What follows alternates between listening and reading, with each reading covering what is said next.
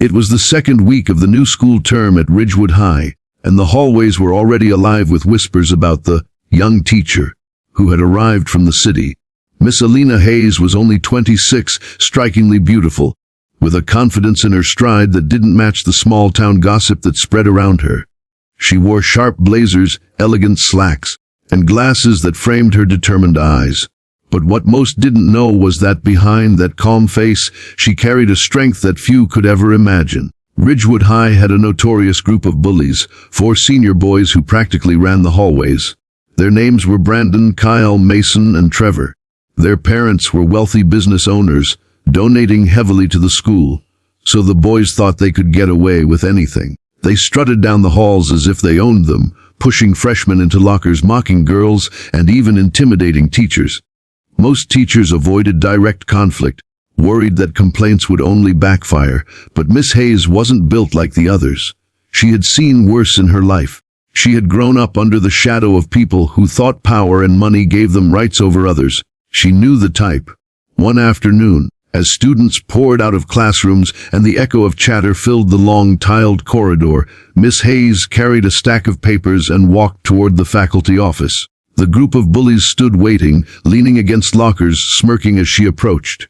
Brandon, the ringleader, whispered something crude to the others, and they all laughed. Miss Hayes kept walking, ignoring them, her heels clicking firmly against the floor. But as she passed, Kyle suddenly stretched his foot out, trying to trip her. She shifted her balance instantly, avoiding the fall, and didn't even look at him. Her silence only angered them more.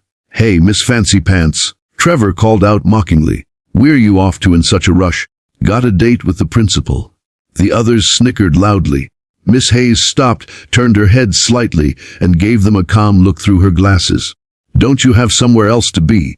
she asked in a steady, professional tone. But her composure only fueled their arrogance.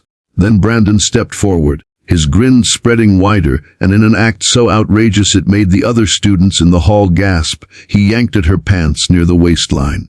The tug wasn't enough to strip them off, but it was humiliating, a blatant act of disrespect meant to show dominance over the new teacher. The entire hall froze. Some students gasped, some laughed nervously, others pulled out their phones to record. The bullies howled with laughter, expecting her to scream panic or run to the principal. But Miss Hayes didn't flinch. She stood still for a moment, set the stack of papers on a nearby bench, and then slowly adjusted her blazer as if nothing had happened. Her silence was heavier than any shout could have been. She turned to face Brandon and his crew, her eyes sharp like steel. The laughter in the hall started to fade, students sensing something different, something dangerous. "You boys," she said calmly, her voice cutting through the silence, "just made the biggest mistake of your lives." The bullies exchanged glances, still smirking, but slightly unsettled. Mason tried to brush it off with a laugh. "Oh yeah, what are you going to do, call our moms?" Her lips curled into the faintest smirk. "No," she said, her tone chillingly firm. "I don't need to call your moms. I already own them." Confusion rippled through the hall. The bullies frowned. Students began whispering among themselves, unsure if they heard her correctly. Brandon's cocky grin faltered. "What the hell are you talking about?" he asked, suddenly defensive. Miss Hayes stepped closer, her heels echoing like thunder against the tiles. "Your parents' company," she said slowly, looking Brandon dead in the eye. "The one that pays for your shiny cars and designer sneakers. The company that signs your father's paychecks. It belongs to me now. I own it. Every single share. Your parents work for me." The hallway erupted into stunned murmurs. The bullies stood frozen, their bravado cracking under the weight of her revelation. Miss Hayes was not just a teacher. She was the CEO of the very empire that kept their families rich. Brandon stuttered, his face pale. You're lying." Miss Hayes tilted her head slightly, her eyes narrowing with power. "Try me. Ask them tonight.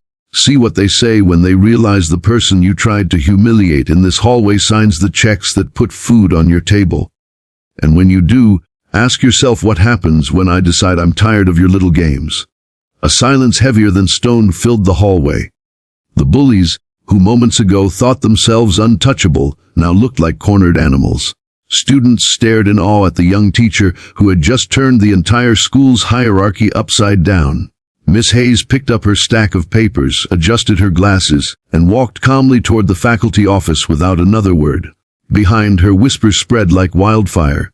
Phones buzzed with texts, social media flooded with rumors, and within minutes, the whole school knew that the new teacher wasn't just a teacher.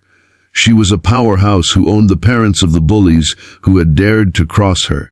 For the first time in years, the Ridgewood High bullies didn't feel invincible. And for the first time ever, the students felt hope that someone strong enough had arrived to put them in their place.